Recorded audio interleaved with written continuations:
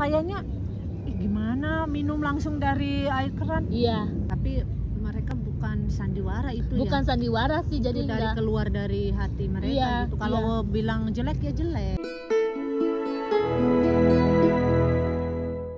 Hai, ketemu lagi bersama saya Teh Wati. Jadi aku masih di kebun di mana ini namanya Botanic Garden. Di belakangnya dengan view yang sangat bagus, ada jembatan Sydney dan Opera House. So, aku mau lanjut ini bagian kedua bincang-bincang bersama YouTuber Australia yang cantik, Neng Mutiara Merenita. Welcome back. Hai. Kita Hai, balik lagi ketemu lagi bersama saya Teh Wati dan Neng Muti. Jadi ini part 2-nya kita mau cerita soal culture shock. Culture shock. Culture shock di Australia. Nongkrong di sini ya, Neng. Iya nih. Enak banget, pokoknya adem banget di sini. Oke, teman-teman. Jadi dalam part 2 ini aku mau nanya-nanya soal culture shock. Yang pertama kali waktu awal-awal Neng Mutiara datang ke Australia ini. Jadi bagaimana culture shock yang kamu temukan awal-awal dari awal sampai sekarang? Apa aja? Dari awal sampai sekarang. Awalnya mundur lagi. Aduh, oke, aku harus mundur. Awalnya karena kan kita tinggal di Indonesia itu selalu terbiasa dengan nongkrong di shopping mall gitu kan. Buat yang orang Jakarta, Bandung gitu, karena aku juga dibesarkan di dua kota besar tersebut, dan shopping mall itu udah kayak tempat main kita. Jarang nih kita nongkrong-nongkrong di taman kayak gini, di pantai gitu, jarang banget gitu. Pasti mall, dan itu pasti bisa sampai malam karena mall buka sampai jam 10, jam 11. Sedangkan di Australia sendiri, tepatnya di kota Sydney, itu mall buka sampai jam 5 sore, dan hanya hari Kamis aja bisa shopping night sampai jam 9, jam 10 malam. Kayaknya enggak jam 9 merata ya. Jadi kayaknya hanya di Australia yang mall tutup sampai jam 5 sore, dan hari Kamis itu sampai jam 9 malam. Enggak sampai jam 10, jam 9 aja udah mulai beres-beres dia gitu. Itu karena apa ya? Itu karena memang membayar sumber daya manusia, staf, karyawan seperti kita begini itu nggak murah gitu. Kalau dipekerjakan di atas jam kerja, muncul Sunda mah ngalemburnya gitu. Di luar jam kerja office hour itu pastinya dua kali lipat. Contohnya misalnya yang per hournya 25 atau 20 dolar gitu. Kalau di atas jam 5 ya bisa dapat 35, 40 gitu. Tergantung berapa jam dia mau extend atau ya extend hoursnya ya. Jadi makanya karena alasannya itu ya. Itu jadi... Dan itu membuat aku shock, gila, gue bakal bisa nggak ya hidup di negara yang dimana kota ini tuh kayak, ya ampun, gila, gue shopping mall aja tutup jam 5 gitu, kayak sepi banget dong gitu kan.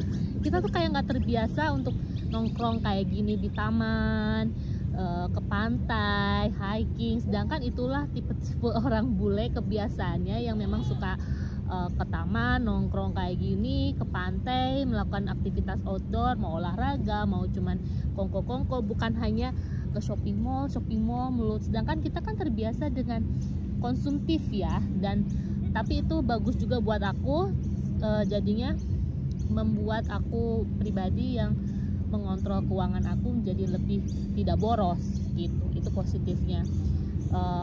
Kedua ya, memang pada saat aku pindah ke sini, orang-orang di sini tuh ya bisa dibilang kayak orang Jakarta yang memang ada beberapa yang menjaga privacy, dan bukan nggak pedulian ya, tapi lebih ke privacy yang nggak kepo dengan hidup orang gitu. Jadinya kalau misalnya ibaratnya kata orang Jakarta, lulu gua gitu. Tapi sesama stranger, sama orang yang tidak dikenal di jalanan gitu, kita saling menyapa gitu, kayak hi, good morning, how are you, how's going, kayak gitu-gitu, apa kabar, selamat pagi. Greetings itu tuh mereka terapkan setiap berpapasan sama orang-orang yang nggak dikenal gitu. Kadang panggilannya buat GR Yola. Iya. Kan kayak Morning love, something like that, right? Sweetie, sweetheart. Padahal kita nggak kenal kan? Iya, padahal kita nggak kenal. Nah, greetings itu tuh yang membuat aku gila ya, ramah banget gitu. Tapi memang itu kebiasaan yang memang mereka bangun dan kita nggak dapatkan di Indonesia gitu. Meskipun mereka menjaga privasi yang yaitu seperti orang Jakarta bilang lu gua gitu. Kalau udah mati gua tahlil gitu. Kalau udah menjaga privasi itu ya memang ramah baik, tapi kalau udah mendekati ke privasi, ke kehidupan pribadi ya mereka harus harus mengenal lebih dalam dulu. Bukan berarti sembarangan bisa masuk ke ranah pribadinya mereka gitu, dan menjaga privasi itu sangat penting banget sama orang-orang sini. Terus karena aku menikah dengan bule Australia yang memang latar belakangnya dari negara Jerman, bapaknya, ibunya French Canadian, dan suamiku tuh super bersih banget dan membuat aku untuk kayak gila ya, gue harus hidup sama orang yang mau ngapain aja tuh harus bersih banget gitu, kayak dapur gitu ya, dapur habis masak itu dilap bersih sampai nggak ada kayak noda-noda segala macam kotoran. Memang bagus sih, karena kalaupun kita jorok gitu suatu saat nanti misalnya ada yang rusak atau apa, di sini kan serba mahal gitu ya, daripada itu terjadi mendingan mencegah gitu. Dan itu bagus juga, membuat aku semakin disiplin gitu, semakin disiplinnya kita menghargai waktu, dimana pada saat kita diundang sama orang misalnya janjian kamu datang jam 1 ya misalnya gitu, jam 1 tuh memang benar-benar jam 1 di tempat, bukan jam 1 on the way, jam 1 kita lagi masih dandan, make upan kayak gitu, bukan yang ngaret-ngaret kayak di Indonesia lagi. Jadi maaf tadi aku ngaret, bukan yang ngaret sih sebenarnya, aku maunya enggak, tepat waktu, tapi beda nyasar aja. Beda aja soalnya aku juga nggak suka ada orang yang ya on the way padahal masih dandan. Aku nggak pernah gitu loh, karena menunggu itu kan benar-benar hal yang paling ngeselin ya. Jadi aku nggak mau nyanyiin waktu orang. Kalau dalam kondisi santai sih nggak masalah ya, maksudnya kayak kita di undangan, di wedding, birthday atau apapun lah gitu, itu tuh yang harus diperhatikan banget. Terus yang membuat aku shock ya, orang-orang di sini tuh impresif banget. Jadi ya seperti yang pernah gue bilang gitu, kalau memuji orang tuh dia tuh benar-benar lebay lah ya kalau kata Sundamanya. Kayak misalnya dirimu berpakaian seperti ini, gila bagus banget dressnya, bagus banget sampai dipegang dressnya tuh di touch, dipujinya tuh yang benar-benar kayak enggak setengah-setengah ya, kayak all out melambung bikin ke langit. Iya, gila bagus banget dressnya, terus ini kalungnya cantik banget, beli di mana gitu kan. Sebenarnya nanya beli di mana tuh enggak sih, cuman tapi cocok banget lo lo pakai, lo kelihatan stunning, beautiful. Pokoknya kita tuh kayak dipujinya tuh luar biasa aja. Bedanya sama kalau orang Indo, ih dia cantik ya, iya ya cantik ya, udah aja lempeng gitu kan, tanpa ekspresi yang luar biasa yang nggak pernah aku dapetin sih gitu. Tapi itu bagus banget untuk memotivasi kita lebih baik lagi gitu dalam berpakaian, dalam apapun lah gitu. Karena orang bule itu memang suka dalam kata-kata ya. Jadi kalau lu sukses, baik dan dia merasa bahagia, nyaman, mereka tuh langsung to the point aja, gue senang sama lo gitu. Tapi mereka bukan sandiwara itu, bukan sandiwara sih, jadi keluar dari hati mereka gitu. Kalau bilang jelek ya jelek. Iya jelek, iya benar. Enggak kayak kita bermuka dua gitu kan. Enggak semua ya guys, tapi memang kebanyakan ya yang aku dapetin, yang aku temuin seperti itu sih gitu. Dan aku sih ngelihat overall culture shocknya ya setelah tahun 2 tahun melewati itu ya semakin terbiasa aja, kita semakin beradaptasinya dengan mudah. Oh, kita juga bisa mempelajari karakter orang-orang Australianya sendiri, karena di Australia ini kan multicultural, jadi ada banyak orang-orang di sini dari Eropa, Amerika, Afrika, Arab, Middle Eastern, iya. Jadi semakin banyak kita mempelajari karakter mereka, dan untuk Australia sendiri ya mereka lebih down to earth, lebih down under seperti yang dibilang, karena memang mereka suka kegiatan outdoor, mereka suka matahari, mereka suka santai. Jadi terlepas dari keglamoran, ada aja sih yang suka party, yang suka glamouran, tapi terlepas daripada itu mereka tuh lebih nyantai, lebih lay back, lebih santai aja. Terus apa lagi? Culture shock. Oh, untuk keluarga, ibu mertua ya, jadi ya balik lagi, privacy lebih utama. Jadi kalau kita yang udah nikah gitu, jadi ya udah nggak dirempongin dengan kehidupan pribadi. Jadi mereka menjaga dan menghargai kita banget. Kalau memang tidak keluar dari mulut kita, mereka nggak berusaha untuk masuk ke kepo-kepo gitu, ya kepo-kepo dalam hidup kita, enggak gitu. Nggak mencampuri urusan. Nggak mencampuri. Nah itu dia, nggak mencampuri urusan. Jadi sebatas tanya kabar, apa kabar, kalian baik-baik aja, udah gitu. Selebihnya ya kita bahas yang lain gitu. Dan mereka juga tidak banyak menuntut hal yang mungkin kalau di culture orang Asia gitu kita harus patuh, harus takut sama mertua. Mereka tuh it's like a friend gitu ya, jadi menyamakan levelnya dengan kita, jadi kayak nggak ada batasan, tapi kita juga tetap respect sama mereka karena mereka orang tua kita gitu. Menarik sekali ya teman-teman, culture guys. shock yang ditemuin sama Neng Mutiara dari awal-awal sampai menikah ya. Ini Neng ada lagi apa? Nah, itu oh iya, kalau di lebih detail sih lebih banyak banget ya. Cuman ya kalau minum sih kalau di sini kan Neng, maksudnya di kita kan takut shock, ya. Jadi kalau di sini itu di public area, tempat umum itu difasilitasi dengan tempat air minum khusus gratis. Maksudnya ya kayak tap water. Tap water itu air keran. Jadi di sini kalau misalnya kita ke restoran itu pasti pelayannya kasih kita option mau tap water air keran atau sparkling water gitu kan. Kalau tap water air keran itu memang udah gratis, karena memang air minum di sini, air keran di sini bisa diminum langsung, mau di tempat umum disediakan ataupun di rumah gitu. Cuman ya memang balik lagi kalau air kerannya itu kayak di toilet, khusus toilet, itu aku sarankan sih jangan langsung diminum. Ya kecuali kalau misalnya di dapur nggak apa-apa gitu ya. Tetapi ada di beberapa area yang memang bukan di pusat kota Sydney-nya yang kalau mau minum nggak harus dari air keran langsung gitu.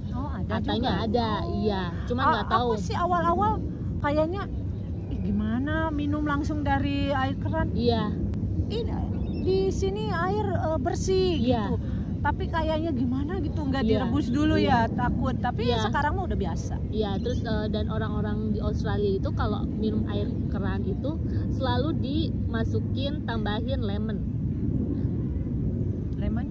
Aduh aku nggak suka. Iya, jadi karena dia tuh nggak suka rasa air kerannya gitu, nggak ngerti, nggak tahu apa. Pokoknya kalau yang mereka tuh suka lemon banget, jadi suka ditambahin lemon gitu. Itu. Dan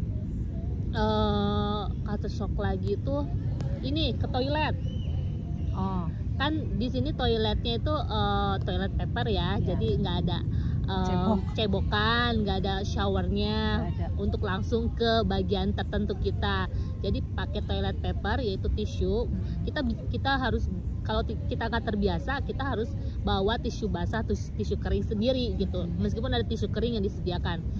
Cuman memasukkan tisu tersebut itu langsung ke toiletnya langsung, jangan ke tong sampah.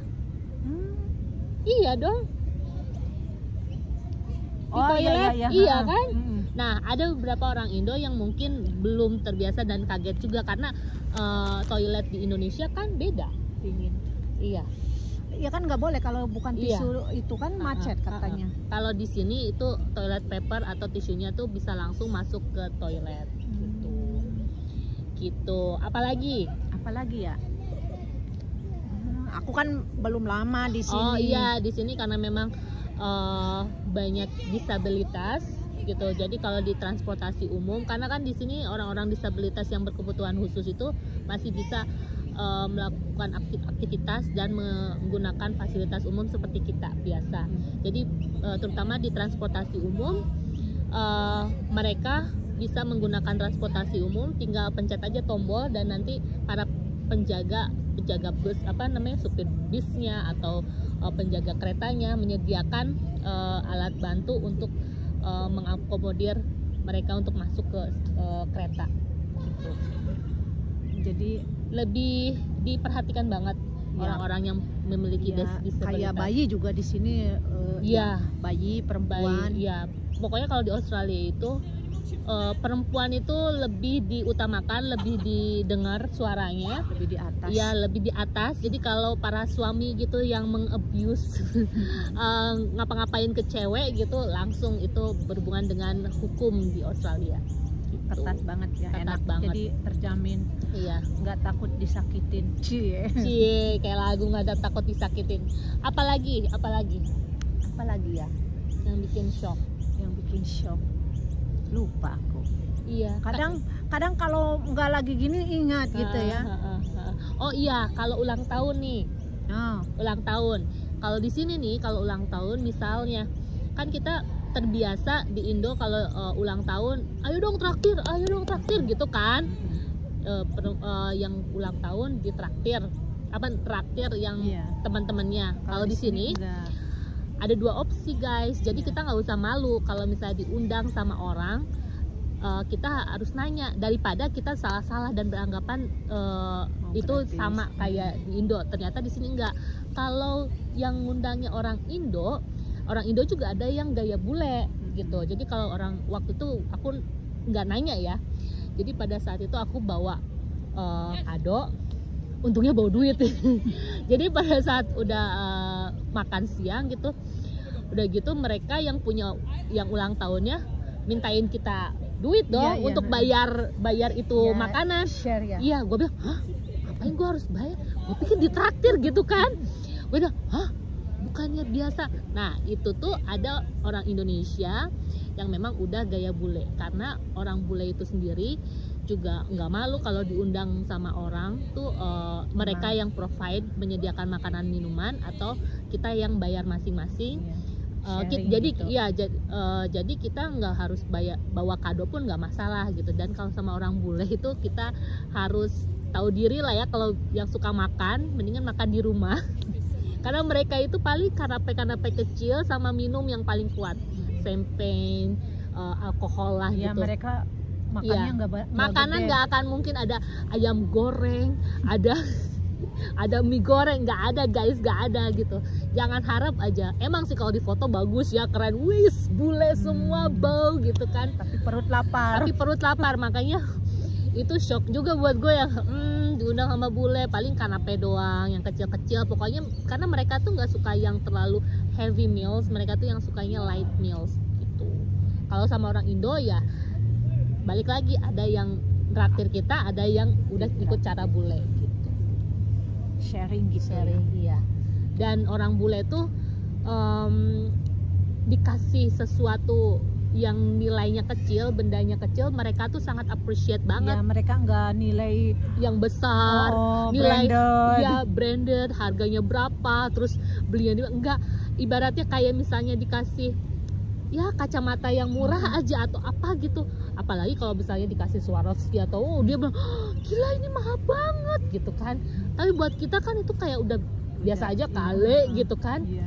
Gitu. Ya emang bule mah yang penting kayaknya keingetan kita gitu. Keingetan kita, perhatiannya kita gitu. Jadi nggak menilai dari harga barangnya atau branded barangnya. Iya, dari kata-kata aja kayak beberapa bulan yang lalu kan ada salah satu rekan kantor aku yang farewell ya, yang resign. Terus ya biasa kan kita suka ngumpulin uang buat beli kado buat dia. Terus aku ya biasalah kita di kartu tuh kasih ucapan. Terus dia bilang gini, thank you for your words so lovely. Aduh, masa gitu ya gitu. Perasaan gue nulis biasa aja gitu, tapi dia tuh yang hiperbola, Iya. balik lagi gitu yang Appreciate gila, appreciate banget. Dia suka kata-kata yang aku tulis, dan buat dia itu kata-kata tersebut itu menyentuh perasaannya dia gitu, berasa dia tuh kayak dihargai banget, dicintai banget gitu. Nah, jadi Gitu guys. itulah sebagian culture shock yang ditemuin sama Neng Mutiara dan aku kadang lupa sebenarnya banyak sih, apalagi aku kan baru di sini, kalau dia udah mbahnya nih. Enggak lah, kita Ini- sama-sama belajar lah, kita sama-sama belajar. Maaf ya, jadi duduknya tuh kadang geser sana karena kesel ya, maksudnya kan di rumput nih, jadinya takutnya kemana-mana, jadi duduknya ada yang ke sana, ada yang ke sini. Tapi viewsnya bagus banget dan ini udah kedinginan. Dan mungkin part 2-nya cukup sekian dulu ya Neng. Oke, Kita thank you so sambung much, lagi pastinya. kalau kita ngevlog bareng lagi. Terima kasih untuk hari ini, Iya. untuk makan enaknya, untuk waktunya ngobrol-ngobrol kita seharian ya di Iya, sini ya saya. Allah. Nggak kemana-mana loh, tapi enak banget loh kalian kalau yang ada di sini bisa Kasih lihat, sampai kasih lihat, bisa kasih datang lihat. di sini, lihat viewnya bagus banget kan teman-teman. Itu mau sunset di sebelah sana, keren banget deh. Oke, semoga kalian terhibur ya dengan video kita hari ini. Jangan lupa kepoin YouTube channelnya Mutiara Merenita. Jangan lupa like, komen, dan subscribe. Salam sampurasun teman-teman semuanya. Bye.